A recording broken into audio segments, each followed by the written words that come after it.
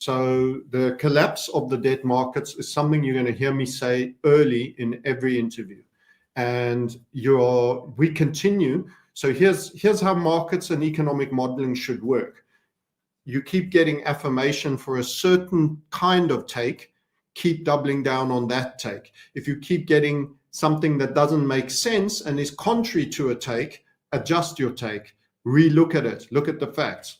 And our primary takes, a lot of people will criticize us on YouTube for being, oh, you're wrong about this and wrong about that, because we'll talk on a technical time frame. It could go down first before it's going up.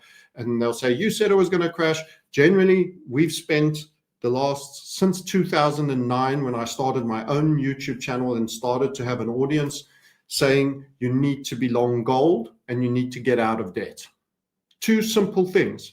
And we continue to get the advancing manifestation of that. And in 2009, you were yet to have QE1, 2, 3, 4, and twist when we started with that view. And we're still holding that view, and we've traded that view.